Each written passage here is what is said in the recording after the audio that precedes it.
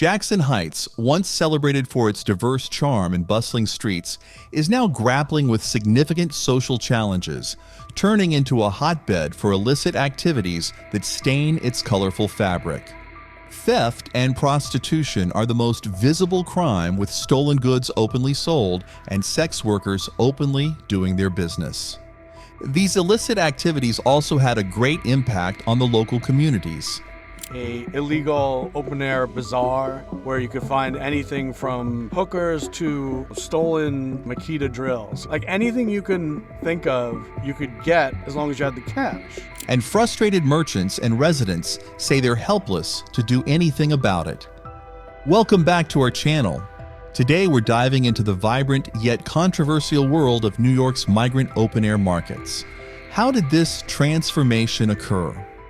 Let's explore the stark contrast between its past vibrancy and the current realities that test its spirit.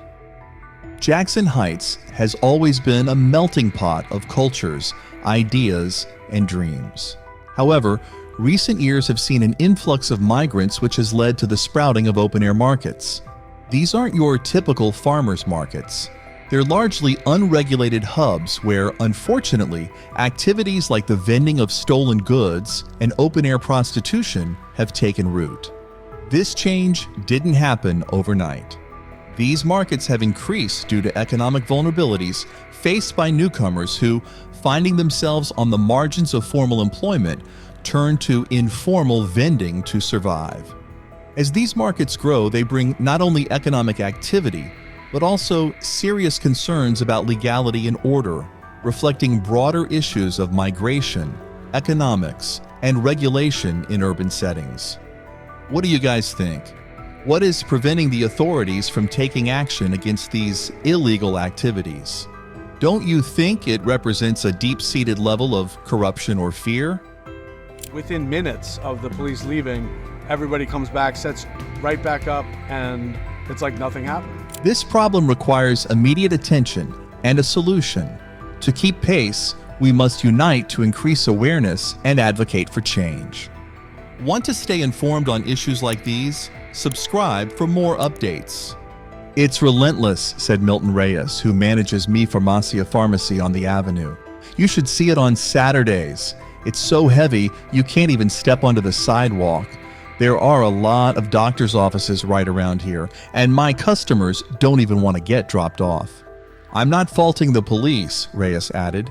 They will come by, and they will pick up a few of them. But as soon as the police car pulls away, they start moving back.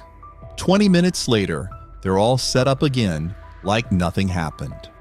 Even if you give it a visit, you will find a lot of things like tools, shoes, mouthwash, diapers, and baby formula on blankets or beach towels, and other stuff of daily use in this flea market, and all of this happening under the nose of the authorities. These stolen products are kept in suitcases, stored inside vans parked nearby, and brought out each morning for sale. Recently, a vendor was seen using a stolen Target shopping cart to transport these items to the selling spot. The presence of open-air prostitution is unmistakable and troubling, marking a significant departure from the community's family-friendly image. School kids passing from Roosevelt Street are not only traumatized, but also their innocence was destroyed. With a Kirby doll on her book bag. Her walk on Roosevelt Avenue is a jolt out of childhood innocence. I've seen teenage boys go up to the prostitutes. This scene is not just a blight on the neighborhood's aesthetics, but a serious concern for safety and order.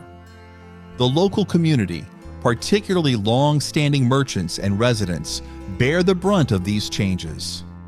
Crime has escalated, leaving many to question their future here. This isn't just about economics. It's about a community's soul and the deteriorating quality of life for its inhabitants.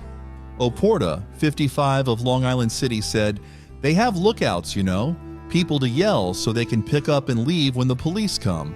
I am catching a lot of them stealing. I caught 20 people last week, 20 in 1 week. They are hurting business." Joe H. said, But I thought, these people aren't getting the kind of opportunities. They need to feed themselves, you know. They're trying to survive, so whatever. One resident told the Pix 11 New, "This is turning into a red light district in Bangkok. You walk up and down from the 70s all the way down to the 100s, and all you're going to see are different massage parlors with women outside soliciting men. There's no moral compass anymore." Why isn't more being done? Law enforcement faces significant hurdles, from limited resources to local policies that do little to curb these activities. We have to stop this massive influx of migrants at the border. We need more court personnel to hear these asylum cases expeditiously. It should not be taking 2 to 3 years to have these cases heard. And by the way, when they are finally heard, nearly 70% of them are rejected. This is a crisis, and it requires action at the federal level. The president needs to work with House Republicans. The lack of support from city regulations only deepens the community's wounds. A law enforcement source attributed the issue to lenient criminal laws that significantly restrict police actions and often result in the release of low-level, non-violent offenders once they appear in court. Democratic Councilman Francisco Moya, whose district includes Jackson Heights and Corona, claimed that a long-term plan was underway to address the illicit sex trade in his district. Moya said, "What we're doing here is truly creating the beginning of a real crackdown on these establishments." She claimed that police and the feds had multiple ongoing investigations into the brothels, but refused to provide further details. Would you think that the police will succeed or not? Are there any laws or corrupt authorities stopping them from taking action? Despite these challenges, there are glimmers of hope. Community patrols and proposed stricter regulations aim to reclaim the streets. However, skepticism remains high. Efforts are needed to address these issues and provide support for law enforcement to effectively combat these illegal activities. On January 26th, the NYPD announced that within a single week, it had closed down 12 massage parlors on Queens Roosevelt Avenue, which were reportedly concealing brothels in their back rooms. Mayor Adams said, "There's always going to be prostitution on Roosevelt Avenue." Around 4:45, where neighboring businesses celebrated the takedown after months and months of complaints. Finally, we are happy because they start standing in front of our door is a big mess for us.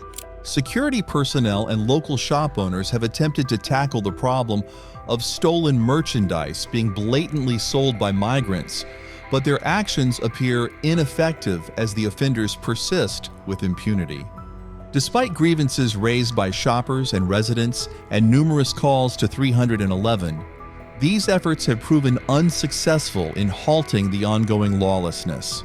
However, NYPD claims that they are working for the betterment of everyone, including migrants and the local community. Yesterday, Mayor Adams directed city agencies to cut their budgets by 5% in order to manage the ballooning cost of the migrant crisis. According to the police, we want to get them help.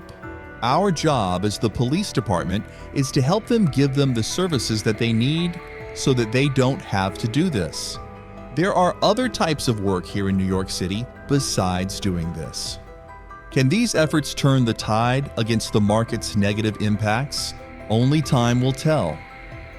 As Jackson Heights struggles, it's crucial to recognize that this neighborhood story is not isolated. Urban areas across the nation face similar battles where the dynamics of migration, economics, and law intersect, often with profound consequences. Let's not forget the human element, the dreams, and the struggles of those who call these neighborhoods home. Thank you for joining us today. Don't forget to subscribe and hit the bell for more updates on this ongoing story. See you in the next video.